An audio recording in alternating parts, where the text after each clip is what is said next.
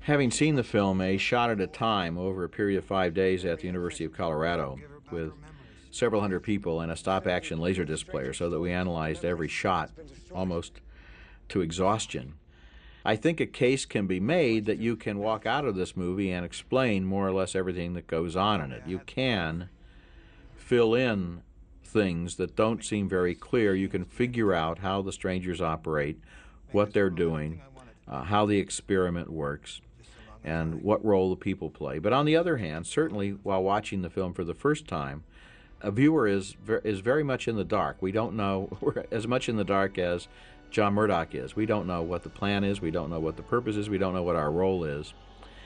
And that's okay.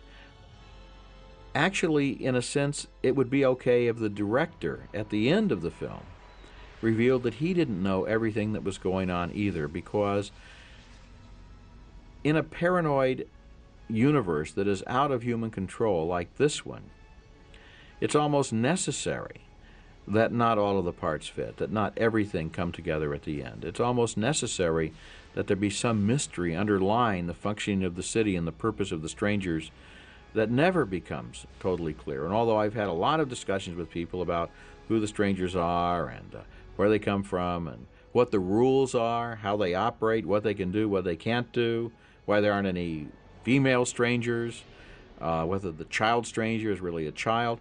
These are all things that are fun to talk about over coffee after the movie is over.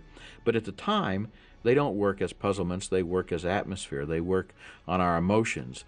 They work at a more visceral level. And I've always felt that movies are an emotional medium, that movies are not the way to make an intellectual argument. If you want to make a political or a philosophical argument, then the ideal medium exists, and that medium is the printed word. You can get everything organized, put it down on paper, people can read it, they can follow it, they can understand it. A movie is not a logical art form.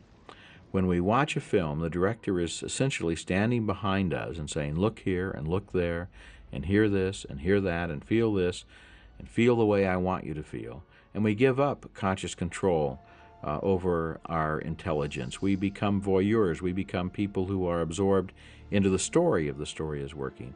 And it's an emotional experience. It's about the look on a face or the feel of a shot, the use of colors and the emotional content of colors. And at the end, we know how we feel about the film. If the director has been at pains to explain everything in a visionary, mysterious film like Dark City, in a way he has diminished it. There should always be mystery.